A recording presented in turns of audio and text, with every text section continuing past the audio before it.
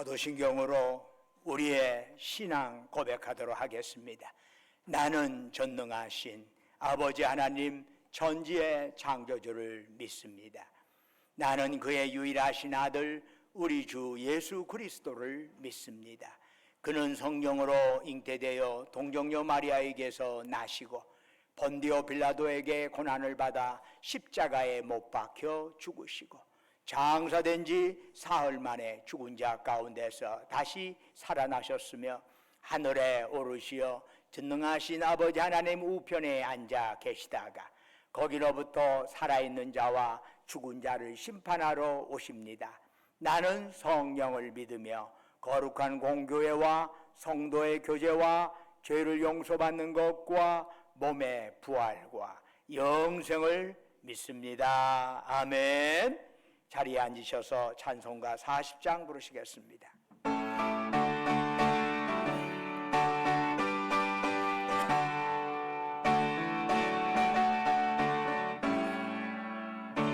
찬송으로 보답할 수 없는 큰 사랑 주님께 영광 할렐루야 기쁜 찬송 부르면서 전국 가겠네 주님께 영광 할렐루야 하나님의 자녀여 크게 찬송 부르며 밝고 거룩한 길로 기쁨으로 나아가 주의 보좌 앞으로 속히 들어가겠네 주님께 영광 할렐루야 우리 받은 주님 은혜 한량 없도다 주님께 영광 할렐루야 기쁜 찬송 부르면서 전국 가겠네 주님께 영광 할렐루야 하나님의 자녀여 크게 찬송 부르며 밝고 거룩한 길로 기쁨으로 나아가 주의 보좌 앞으로 속히 들어가겠네 주님께 영광 할렐루야 잠시 후에 우리 모두 주를 보겠네 주님께 영광 할렐루야 영광스러운 보좌 위에 거룩하신 주 주님께 영광 할렐루야 하나님의 자녀여 크게 찬송 부르며 밝고 거룩한 길로 기쁨으로 나아가 주의 보좌 앞으로 속히 들어가겠네 주님께 영광 할렐루야 만국 백성 전국에서 소리 높여서 주님께 영광 할렐루야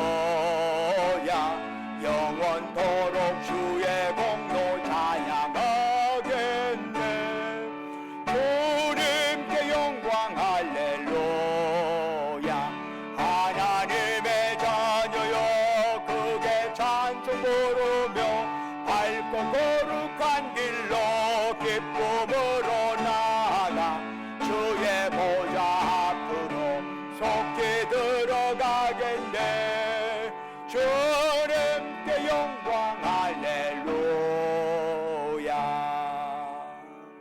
예배를 위해서 송영록 장로님 나오셔서 기도하십니다.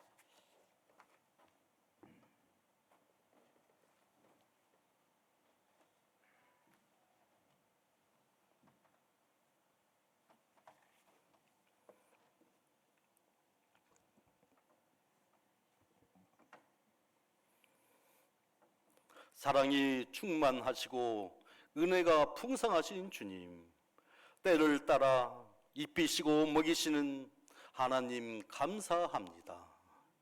이 시간 저희들 세상의 모든 짐을 내려놓고 주님 앞에 나왔습니다. 아버지 저희의 경배와 찬양을 받으시고 은혜에 은혜를 더하여 주시옵소서. 저희들이 주님을 영화롭게 하면 주님께서 저희들을 영화롭게 해 주신다고 하셨사오니 늘 저희들이 주님의 영광을 구하며 살아가는 모두 되게 인도하여 주옵소서. 긍휼하신 주님, 늘 주님의 도우심과 보호하심을 받으면서도 저희의 마음이 교만하여 주님을 인정하지 못했던 적이 많았음을 고백합니다. 물질을 사랑하고 나를 나타내는 데만 힘을 쏟던 저희들의 허물을 불쌍히 여기시고 용서하여 주옵소서. 저희가 먹든지 마시든지 무엇을 하든지 다 하나님의 영광을 위하여 하고 주님의 뜻을 높이는 삶이 될 수 있도록 인도하여 주시옵소서. 사랑의 주님, 우리나라의 정치, 외교, 경제, 교육, 가정, 복지, 문화, 치안, 의료, 법조, 연대 등 모든 곳에 하나님의 정의와 공의가 임하게 하여 주시옵소서. 하나님을 두려워하며 개인의 이기적인 유익을 위해 속임수를 쓰는 것이 아니라 정직하며 서로를 신뢰하고 상생하는 건강한 나라가 되도록 이끌어 주시옵소서. 북한과 세계의 열방을 위해 기도합니다.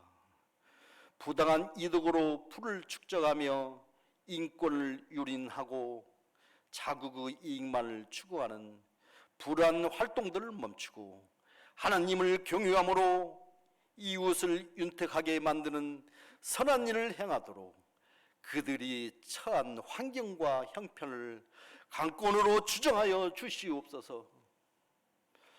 교회를 위하여 기도합니다. 이곳에 주님의 섭리로 교회를 세우시고 지금까지 인도하심에 감사드립니다. 주님의 몸된 교회가 고통을 당하는 이웃을 위하여 더욱 기도하게 하시고 주님만이 길이요 진리요 생명 두심을 증거할 수 있도록 은총을 더하여 주시옵소서. 말씀과 진리 안에서 날마다 성장하게 하시며 사랑과 수고와 인내로서 소망을 이루어 가는 일들이 교회 안에 넘치게 하여 주시옵소서. 주님, 총 여신도의 주관으로 이루어지는 정교인 릴레이 기도에 한 분도 빠짐없이 참여하여 성령이 충만한 기도의 삼겹줄로 끊어지지 않고 협력하여 선을 이루어 가도록 역사하시어 오직 주님의 뜻만이 이곳에 서게 하여 주시옵소서. 주님, 저희 교회 모든 행사의 주인이 되어주시기를 원합니다. 이제 각 속교마다 여름의 행사들을 계획하고 있습니다. 교회 모든 성도들이 기도로 통역하게 하시고 행사를 준비하는 손길들 위해 지혜와 능력 주셔서 계획하는 모든 행사들이 주님의 영광을 나타낼 수 있는 것들이 되게 하시고 풍성한 열매를 거두는 시간 되게 하옵소서. 2024년도 한 해의 반을 지나가고 있습니다. 연초 각자 다짐했던 마음들 뒤돌아보며 점검하기를 원합니다.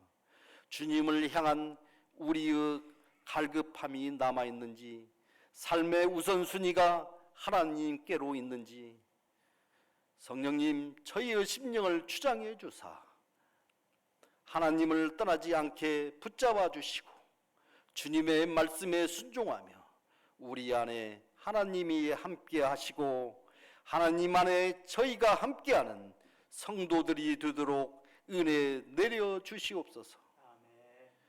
특별히 오나옵기는 질병과 고통과 환난 가운데 방황하는 성도들을 위하여 기도합니다.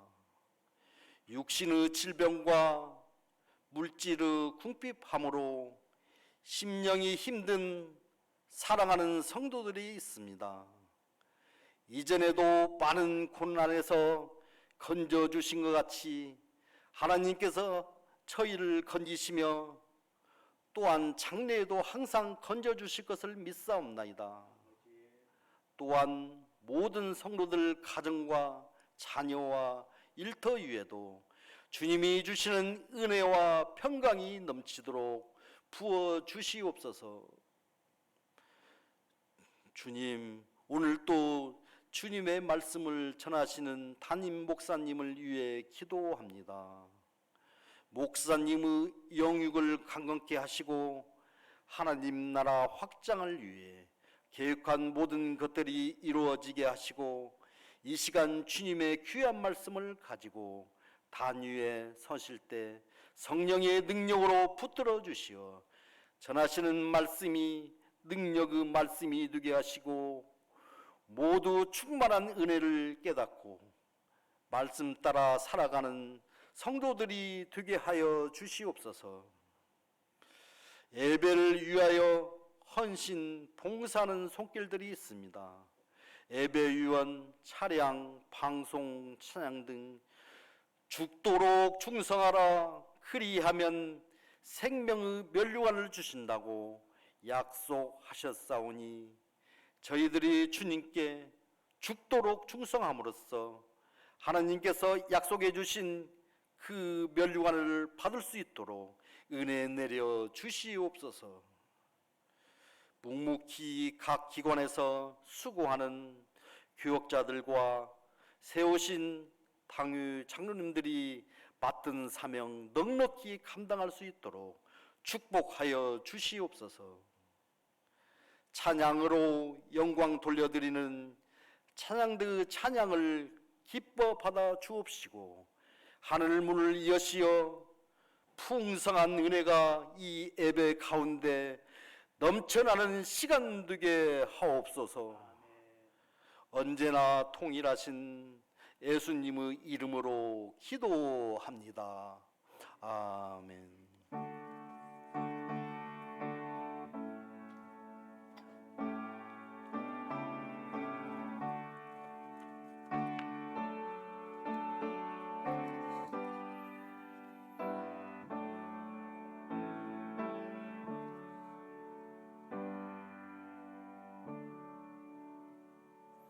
할렐루야. 우리 좌우에 있는 형제 자매들을 향해서 사랑 인사 나눕니다. 주님의 이름으로 사랑합니다. 주님의 이름으로 사랑합니다. 처음 본 분들에게도 그리고 익숙한 분들에게도 다시 한번 주님의 이름으로 사랑합니다. 교회 소식 전해드리겠습니다. 오늘은 주일 3부 예배 마치고 구역장 인도자 교육이 있습니다. 오늘 구역장 인도자 교육 꼭 유념하셔서 오늘 7월 9일 11일로 됐는데 7월 9일 인도자 교육 있습니다. 유념해 주시면 감사하겠습니다. 그리고 여신도회 전북연합회 제1지구의 원래가 7월 11일 화요일에 오전 10시 세전주 중앙교회당에서 모임이 있습니다. 관련하신 분들은 참여하셔서 크게 은혜 나누실 수 있기를 바랍니다. 나머지는 주보를 참조해 주시고 찬송가 540장 부르시면서 하나님께 예물 드리겠습니다.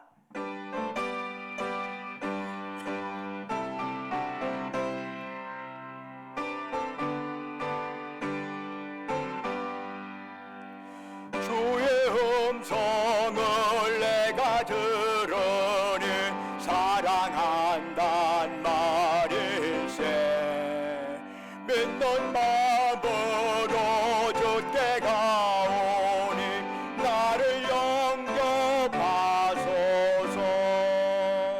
내가 매일 십자가 앞에 더 가까이 가오니 구세주의 흘린 보배 피로써 나를 정케 하소서. 주여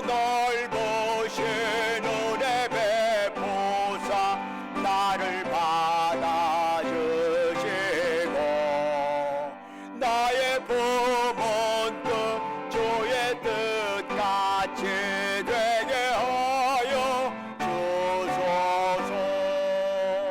내가 매일 십자가 앞에 더 가까이 가오니 구세주의 흘린 법의 피로써 나를 정케 하소서. 주의 보좌로 나아갈 때 어찌하니 기쁠까. 주의 얼굴을 항상 배우니 더욱 친근합니다. 내가 매일 십자가 앞에 더 가까이 가오니 구세주의 흘린 법의 피로써 나를 정케 하소서.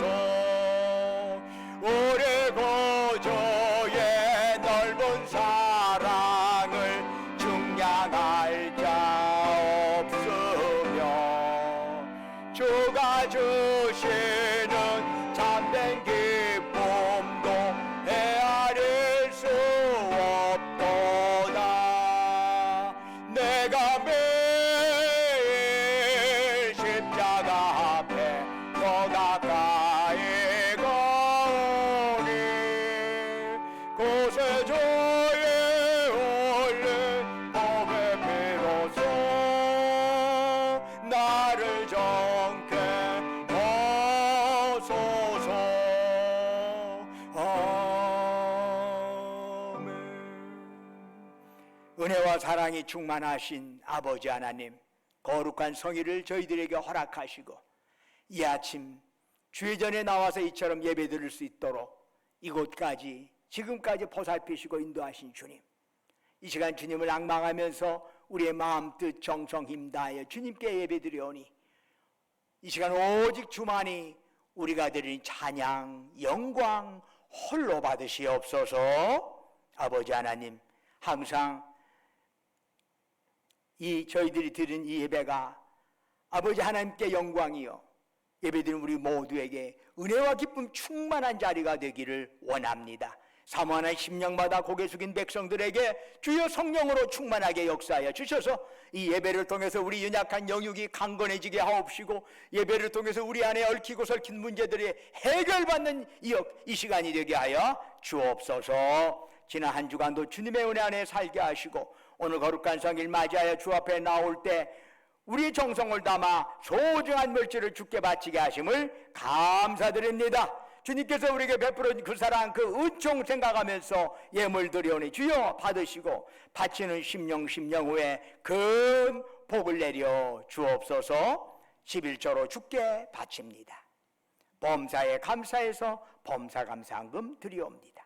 우리의 삶의 여정 곳곳에 하나님의 손길 기억하면서 각가지의 제목으로 특별감사한금 드리옵니다. 매주마다 주님과 약조했던 주정원금 드립니다. 너희는 땅끝까지 가서 내 증인 되어라. 주의 말씀 가슴에 새기면서 해외 성경금, 국내 성경금 드리옵니다. 우리 주변의 어려운 이웃들을 생각하면서 긍휼의 마음 담아 사랑 나눔 헌금 바칩니다. 또한 저희 교회 여러 시설의 노후화를 안타깝게 여기면서 시설 목적헌금으로 주님 앞에 바치옵니다.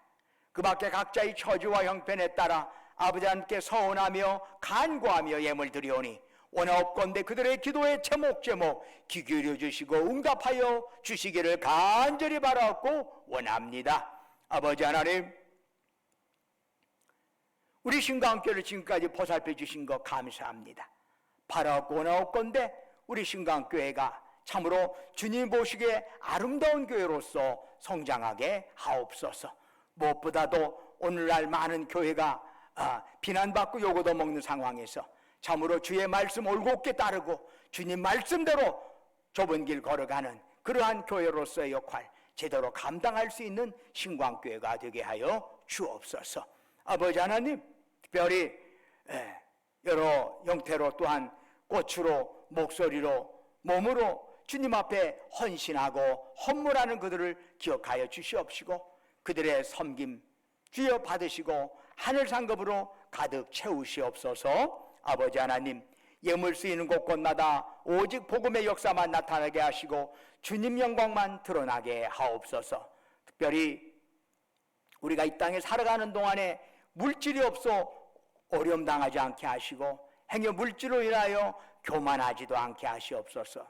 주신 물질, 생명, 건강, 은사, 시간 가지고 주께서 우리 영혼 다시 부르시는 그날까지 이 땅에 살아있는 동안에 죽도록 하나님께 충성하며 이웃을 섬기며 나누며 살아가게 하옵소서. 주 예수 그리스도의 이름으로 간절히 기도드립니다. 아멘. 오늘 우리에게 주시는 하나님의 말씀은 요한복음 14장 6절의 말씀이 되겠습니다.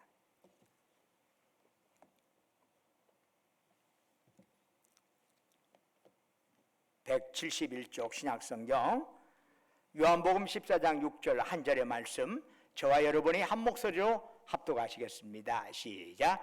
예수께서 이르시되 내가 곧 길이요 진리요 생명이니 나로 말미암지 않고는 아버지께로 올 자가 없느니라. 아멘. 오늘 이 예배에 참여한 여러분 모두에게, 그리고 온라인으로 이 예배에 동참하는 여러분 모두에게 하나님의 놀라운 축복과 평강이 함께 하시기를 주의 이름으로 축원합니다. 요즘 대화형 인공지능인 챗 GPT가 크게 많이 회자되고 있습니다. 그 영향력이 점점점 커져가고 있어요. 이 챗 GPT는 방대한 자료를 특정한 형식에 맞춰서 잘 정리하는데 여러 분야에서 이것이 적용이 됩니다. 요즘에도 뭐 보면은 이것에 대해서 설교 한번 해줘. 그러면 어떻든 간에 이것저것 그냥 짜맞춰가지고 쫙 해서 설교 하나가 나올 정도입니다. 기가 막히죠. 그만큼 편리하게 되었고 참 우리에게 놀라움을 주지만은 그만큼 문제도 안고 있습니다. 잘못된 자료나 부족한 자료만 가지고 있으면은 전혀 거짓된 정보를 사람에게 제공할 수도 있는 겁니다. 악의를 가지고서 거짓을 퍼뜨리면은 자칫 그것이 온 세계에 여과 없이 전달되어 무엇이 참인지 무엇이 거짓인지 판별하기가 어렵게 됩니다. 요즘에 유튜브 형태로 나오는 거짓, 이른바 페이크 뉴스가 큰 문제거든요. 진짜 거짓인데 사진도 짜집기 하고 뭐 짜집기 하고 진짜처럼 보이는 거 있죠. 그러니까 그거 보면 진짜인 줄 알아요. 진짜인 줄 알아요. 그래서 저도 언젠가 어떤 다른 동료 목사한테 어떤 문자를 받았더니 너무나 놀라운 뉴스가 있어서 다른 친구한테 보냈어요. 수원에 있는 친구한테 했더니 형 당했구만. 뭔 소리냐. 그거 거짓 뉴스요. 아니 아무리 봐도 내 눈에는 거짓 뉴스가 아닌 거 있죠. 그래서 이거 조심해라 하고 딱 줬더니 그거 페이크 뉴스예요 라고 떨어지는 거지요. 지금은 이런데 챗 GPT 형태로 고도화된 거짓을 얘기한다면 참 세상이 어떻게 될 건가 두려움까지 있습니다. 참과 거짓에 대한 구별이 정말 어렵게 되는 시대가 될 수 있다는 것이죠. 일본 요코하마의 중앙사원에 가면은 로봇 스님이 있어요. 기도를 부탁하는 사람들은 많고 스님 숫자는 부족한 상황에서 대안이 뭐냐 해서 로봇이 등장을 한 거예요. 그래서 신도들이 기도를 부탁하면 로봇 스님이 그 신도들의 이름을 쫙 불러주면서 기도를 해줘요. 참으로 어이없는 일이죠. 그런데 그러한 유사한 일이 하나님을 믿는 사람들에게도 나타납니다. 이스라엘의 최신부인 베제크에서 통곡어백 옆에 팩시밀리를 설치해놓고 전 세계에 그 번호를 선전했습니다. 그래서 세계 어느 나라 사람이든 기도 내용을 팩스로 보내면 일정한 수수료를 받고 통곡어벽의 그 틈새에 그 기도문을 꽂아주겠다 하는 그런 상업입니다. 여러분, 누가 그 팩스를 이용할까요? 하나님 믿는다는 사람들이 이용합니다. 부처님 믿는 사람들이 그거 이용하겠어요? 아니죠. 하나님 믿는다는 사람이 이용해요. 여기서 우리는 질문을 던질 필요가 있어. 과연 이런 행태가 적절한 믿음일까? 그냥 한번 재미로 해봤는데 뭐, 근데 재미로 점치는 사람도 있고 재미로 무당 찾아가는 사람도 있답니다. 과연 이게 적절한 믿음일까? 우리는 진지하게 물어봐야 할 것입니다. 에베소서 4장 13절을 보면은 우리가 다 하나님의 아들을 믿는 것과 아는 일에 하나가 되어 온전한 사람을 이루어 그리스도의 장성한 분량이 충만한 데까지 이르리니 라는 말씀이 있어요. 우리의 믿음이 예수 그리스도의 장성한 분량이 충만한 데까지 그렇게 자라나야 한다는 얘기예요. 예수 한번 믿으면 그걸로 그냥 가만히 있는 게 아니라 그것이 자라나야 한다는 거예요. 여러분 자녀들이 태어났어. 건강하게 태어났어. 그런데 자라지 않는다면 어떻게 되겠습니까? 이거야말로 끔찍한 일이 아닐까요? 태어나기는 태어났는데, 그래서 호적에 딱 등재를 했는데 그 다음부터 자라나지 않는다면 이거야말로 날벼락이 아닐 수 없어요. 예수 믿어 하나님의 자녀가 되었는데 이제 첫 발을 내딛었는데 자라나지 않는다면 하나님께서 어떻게 보시겠습니까? 그렇습니다. 믿음에 있어서는 아직 미성숙한 믿음이 있는가 하면 성숙한 믿음이 있는 것입니다. 작은 믿음이 있는가 하면 큰 믿음이 있는 것입니다. 자, 그렇다면 우리 믿음이 그저 그냥 미성숙한 갓 태어난 믿음이 아니라 정말 성숙한 믿음이 되기 위해서는 어떻게 해야 할까요? 무엇보다도 그 시작이 제대로 돼야 합니다. 즉, 왜 믿느냐? 이 믿음의 동기가 분명하고 올바라야 한다는 것이죠. 왜 믿느냐? 동기가 잘못되면 그런 믿음은 결코 성숙한 믿음이 될 수 없습니다. 하나님이 기뻐하시는 믿음 될 수 없습니다. 더욱이 믿음의 동기가 잘못되면은 신앙과 미신을 구별할 수가 없어요. 신앙이 미신 같고 그냥 짬뽕이 돼. 이것이나 저것이나 크게 다를 바가 없어. 그렇게 되다 보면은 이단이 들어와도 그것에서 반박할 방법이 없어요. 왜? 겉모습이 이런 행태나 이단이나 똑같아. 방법이 없어요. 그러면 하나님께서 기뻐하시는 믿음, 성숙한 믿음을 가지기 위하여 우리가 지녀야 할 믿음의 동기는 무엇일까요? 첫째로 인간 능력의 한계를 깨닫는 것입니다. 인간은 자주 스스로 노력하면 무엇이 될 수 있는 것처럼 착각하게 됩니다. 요즘에는 호모 데우스라는 표현도 나와. 이게 말하자면 신적인 인간이 되는 것이. 인간이 끊임없이 과학이 발달하고 뭘 발달하고 하면서 나중에 신처럼 되어가는, 스스로 신이 되어가는 이런 시대에 우리가 지금 살아가고 있어요. 그러다 보니까 착각을 하죠. 무엇이든지 하면 할 수 있어. 근데 과연 그런가요? 정말 계획하고 노력하면 다 할 수 있나요? 그리고 그만큼 더 행복해질 수 있을까요? 서울 강남에서 6살 되는 아이가 유괴를 당한 일이 있었습니다. 범인을 잡고 보니 이미 그 아이를 살해해버렸습니다. 그리고 나서 부모에게 돈을 요구한 거죠. 그 범인은 아이를 옷 넣는 트렁크에 넣어서 자동차 뒤에 싣고 다니다가 검문이 두려워가지고 그 살아있는 아이를 트렁크에 넣은 채로 한강에 던져버렸습니다. 후에 경찰이 건져올린 트렁크 안에서 아이는 고양이처럼 몸을 웅크리고 죽어 있었습니다.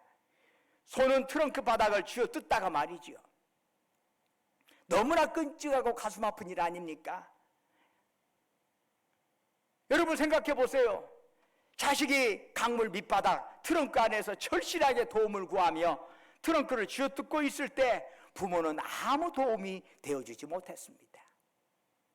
제 아들이 5살 때 설날이 되어서 다른 사촌들과 함께 이모 집에 간다고 하니까 그렇게 좋아서 팔팔 뛰다가 빼꼼히 열려진 문과 모서에 코를 받쳤습니다. 보니까 상처가 깊어서 급히 예수병원에 가니까 휴일이라 의사가 별로 없었습니다. 할 수 없이 마취도 없이 아들의 코를 다급하게 꿰매야 했는데 아들이 아프다고 울며 소리치지만 그 아이를 위해 제가 해줄 수 있는 일은 그의 팔이 꿰매는 중에 흔들리지 않도록 꽉 붙잡는 것 말고는 해줄 수 있는 일이 아무것도 없었습니다. 여러분, 돈이면 다 될 것 같습니까? 시골에 과수원을 가지고 있는 제가 아는 분이 있었습니다. 그분이 자기 아들에게 항상 입버릇처럼 하는 말이 있었습니다. 돈 없으면 아무것도 못해. 돈이 있어야 무엇이라도 할 수 있어. 후에 그 아들이 대학교에 들어갔는데 졸업은 하지 않았습니다. 돈이 더 중요하다고 생각했기 때문입니다. 그는 일찍 산업전선에 뛰어들어서 많은 돈을 벌었습니다. 그런데 그분이 얼마 전 뭐라고 하는 줄 압니까? 이제껏 돈이면 다 되는 줄 알았는데 안 되는 게 있더라는 거예요. 그게 뭐냐 했더니 자식이라는 거예요. 자식이 한 달에 500만 원, 1000만 원씩 아버지로부터 받았으면서 일할 생각을 전혀 안 해. 그리고 조금도 양심의 가책이 없어. 오히려 돈을 제대로 주지 않으면 돈 안 준다고 아버지 가만히 안 두겠다고 협박을 한다는 것이에요. 우리의 능력으로 가정을 바로 세울 수 있을까요? 서울의 강남 주부들에게 설문조사를 하니까 70%가 이혼하고 싶다고 기록했습니다. 60%는 결혼 전으로 돌아간다면 지금 남편하고는 결혼하지 않겠다 했답니다. 25%는 결혼의 기회가 다시 주어진다면 계약 결혼을 하겠다 하는 등등의 응답이 나왔습니다. 가정이 우리 의지대로 행복할 수 있다면, 행복을 위해서 가정을 꾸미니까 그 의지대로 행복할 수 있다면 왜 그런 응답이 나오겠습니까? 우리의 능력으로 노화를 막을 수 있나요? 늙음을 드러내지 않기 위해서 이것저것 다 해보지만 결국 누구도 육신의 쇠약을 막을 수는 없습니다. 인간의 능력으로 노력하면 다 될 것 같지만 정말 중요한 것에는 아무것도 하지 못합니다. 이처럼 나의 능력의 한계를 깨달을 때 비로소 우리는 하나님을 필요로 하게 되고 그분을 인격적으로 만나게 되는 것입니다. 내 지식과 가정과 일터, 내 남은 삶을 온전히 하나님께 믿고 맡길 수 있는 것입니다. 어떨 때? 바로 내 능력의 한계를 깨달을 때 말이죠. 믿음의 동기 둘째는 무엇이지요? 생명의 한계를 깨닫는 것입니다. 누가복음 17장 11절 이하를 보면은 예수님께서 10명의 나병 환자들을 고쳐주신 내용이 나옵니다. 이들은 나병 환자로서, 그 당시에 나병 환자는 누가 사람들 앞에 가까이 들어갈 수가 없어요. 그들은 완전히 일반 기존 사회와 동떨어진 외지에서 따로 그들 나름대로의 나병 환자들 촌을 만들어서 살아야 했습니다. 이들이 만약에 기존 사회로 들어온다, 건강한 이런 사람들 있는 사람으로 들어왔다가 돌에 맞아 죽어요. 그런데 이들이 예수님 지나가는 모습을 보고 막 돌에 맞아 죽을 각오를 하고 예수님 앞에 달려왔습니다. 그리고 어떻게 됐죠? 그 10명이 모두가 나음을 받았습니다. 그중 9명은 나병이 낫는 즉시 언제 그랬냐는 식으로 예수님을 떠났습니다. 왜? 이제부터는 예수님 없이도 자기 능력으로 살 수 있다고 생각했기 때문입니다. 여기서 우리는 믿음의 동기로서 바로 또 하나를 생각할 수 있는 거지요. 그것은 모든 인간이 태생적으로 지니고 있는 생명의 한계입니다. 인간은 모두가 죽습니다. 아무리 내가 사랑하는 사람이라고 할지라도 때가 되면 죽습니다. 영원히 너를 사랑한다고 할지라도 때가 되면 죽습니다. 아무리 내가 건강을 한다 할지라도, 아무리 내가 장수한다 할지라도 때가 되면 죽습니다. 그런데도 사람들은 죽음이 마치 다른 사람들 이야기인 양 될 수 있으면 죽음의 이야기를 피하고 싶어 합니다. 늙음의 이야기를 피하고 싶어 합니다. 피한다고 피할 수 있는 거라면 얼마든지 그렇게 할 수 있겠지만은 그야말로 그건 눈 가리고 아웅하는 식이죠. 언젠가 TV 채널에서 성형수술 과정을 아주 자세히 보여준 적이 있었습니다. 저는 그 궁금해서 한번 본 적이 있어요. 한 할머니가 수술실에 들어갔습니다. 마취를 한 후에 피부 이면에 있는 비계덩어리를 긁어내고 늘어진 피부를 자를 가지고 재면서 잘라내야 할 부분을 사인펜으로 싹 표시를 했습니다. 그리고 헝겊 자르듯이 피부를 잘라내고 다시 꿰맸습니다. 몇 주 후 회복된 그분의 모습을 보니 그야말로 그 수술에 있던 피부가 30대였습니다. 그 여자에게 소감을 물으니까 젊음을 되찾아서 너무나 행복하다 하는 것이었습니다. 그런데 중요한 것은 그 다음이었습니다. 그렇게 인터뷰하고 돌아가는 뒷모습을 카메라가 잡았는데 그 모습은 여전히 구부정한 할머니였습니다. 물론 그 할머니는 거울을 보면서 30대처럼 착각하며 살겠지만 그래도 때가 되면 죽게 됩니다. 오히려 그 착각 때문에 나이에 걸맞게 죽음을 준비하지 못할 수도 있습니다. 아직도 나는 30대라고 하는 착각 때문에 자기에게 다가오는 여러 가지의 신체적인 쇠약이라든가 자기에게 다가오는 여러 가지의 소외감이 있어요. 때가 되면 어떻게 되지요? 내 둥지에 있던 애들이 날아가게 되어 있어. 다 날아가, 하나씩 둘씩 날아가, 다 날아갈 거라고 생각을 하지만 정작 날아가고 나면 마음이 호응하죠. 이른바 빈 둥지 증후군이라고 그러죠. 그렇게 되죠. 그리고 또 때가 되면은 여기저기 고장 나면서 친구들 떠나고 야, 너 그때 생각나냐? 이렇게 물어볼 사람이 없어져. 친구가 없으니까.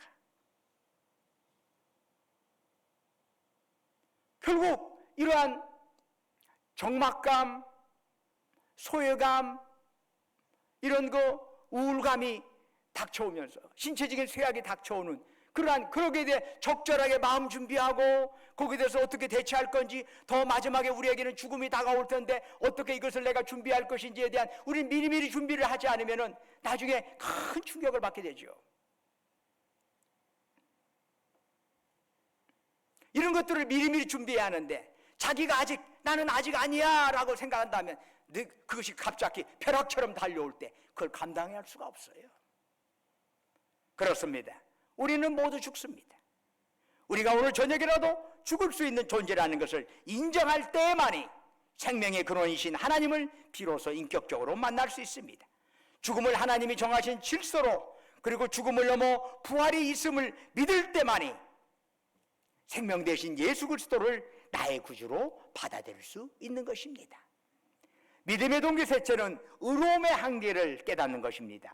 세상의 모든 종교는 대부분 죽음 이후에 대한 약속을 하고 있습니다. 그러면 구태여 예수만을 믿어야 할 이유가 있나요? 여기서 우리가 예수를 구주로 믿기 위하여 또 하나의 동기가 있음을 생각할 수 있습니다. 그것은 의로움의 한계입니다. 인간은 스스로 완전한 의로움에 도달할 수 없습니다. 사회학자이자 신학자인 토니 캄펄로가 이런 말을 하죠. 모든 인간은 죽을 때 자기가 못한 이룬 업적을 후회하면서 죽지 않는다. 대신 바르게 살지 못한 것을 후회하면서 죽는다 라고 말합니다. 참으로 지당한 말입니다. 저는 목회자로서 병원과 장례식에 자주 가게 됩니다. 그런데 지금까지 죽음 직전에 있는 사람이 그때 돈 좀 더 벌었어야 해 후회한 경우를 본 적이 없습니다. 그때 내가 그 직책까지 좀 올라갈 수 있었을 텐데 너무나 아쉬워 이렇게 탄식한 사람 본 적 없습니다. 오히려 많은 사람들은 사랑해야 할 사람을 사랑하지 못한 것, 마땅히 해야 할 일을 하지 않은 것, 하지 말아야 할 일을 한 것에 대한 후회하고 괴로워합니다. 그러면서 목사 입을 통해서 죄사함 선언 듣기를 간절히 원합니다. 왜 그럴까요? 거기에는 두 가지 이유가 있답니다. 첫째로 인간은 죽음 앞에서 하나님의 심판이 있다는 사실을 본능적으로 깨닫기 때문입니다. 그래서 하나님을 믿지 않는다라고 하는 사람들도 죽음 앞에서는 두려워합니다. 죽음이 끝이라면 두려울 것도 없는데 죽음이 전부가 아니고 그 후에 뭔가는 모르지만 있을 것 같다는 생각 때문에 두려워하는 거지요. 이에 대해서 히브리서 9장 27절은 분명히 말씀하지요. 한 번 죽는 것은 사람에게 정하신 것이요 그 후에는 심판이 있으리니. 죄사함 선언을 원하는 둘째 이유는 뭘까요?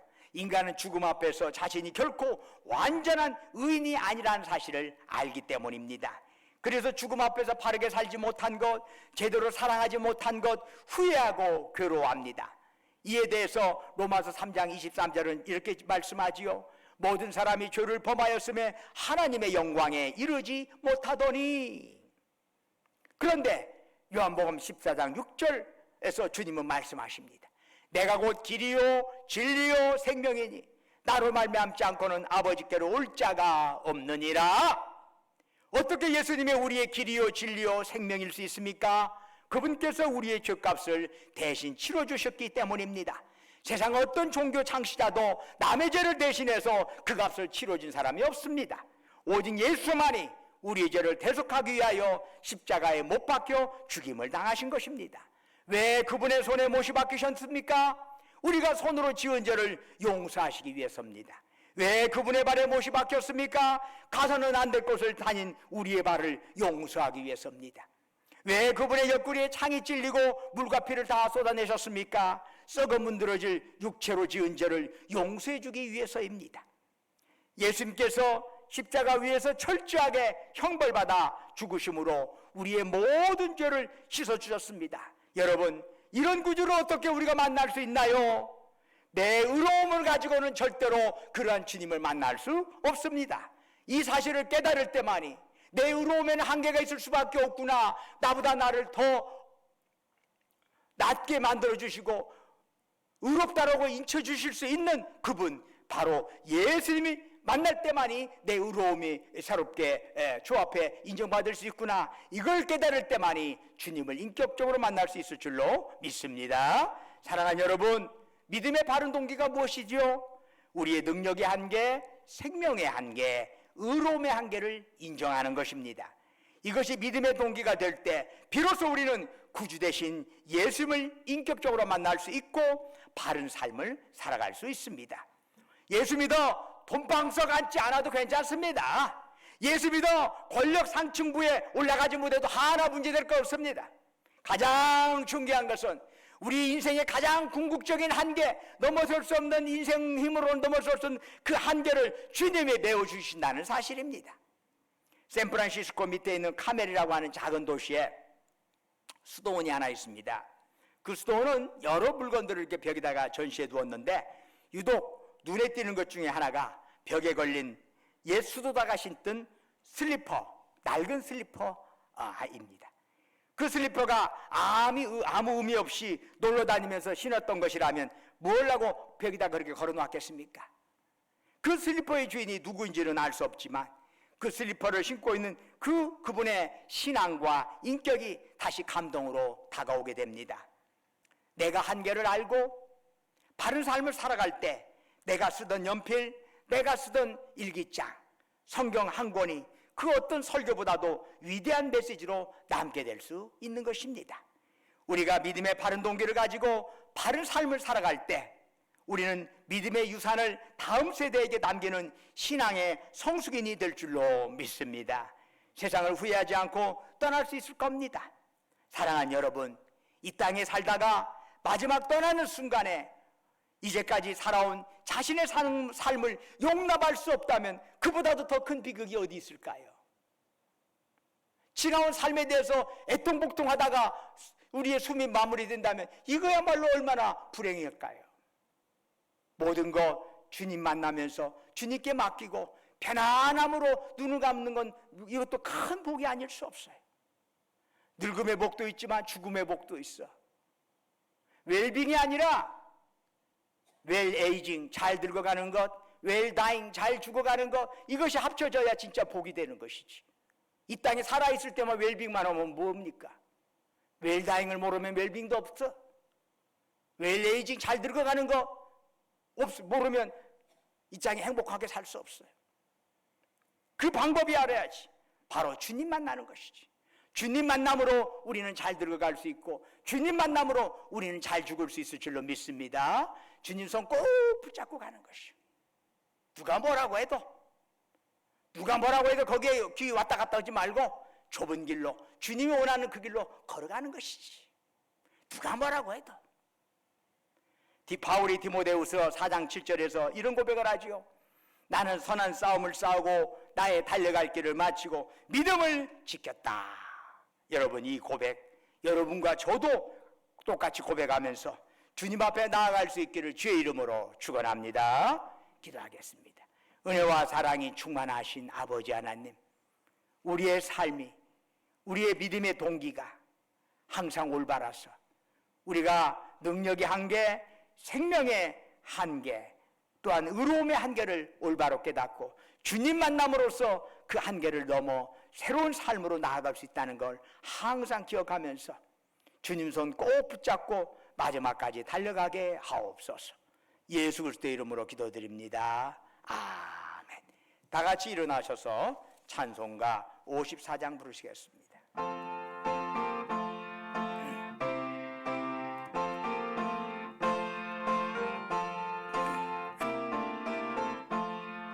주여 복을 구하오니 편히 가게 하시고 사람마다 전해로 이기도록 하시고 광야 같은 세상에서 항상 인도하소서.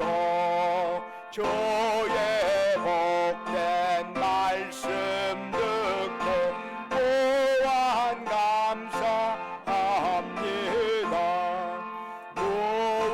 구원받은 주의 성도 열매 맺게 하시며 하나님이 우리 함께 항상 계실 없소서.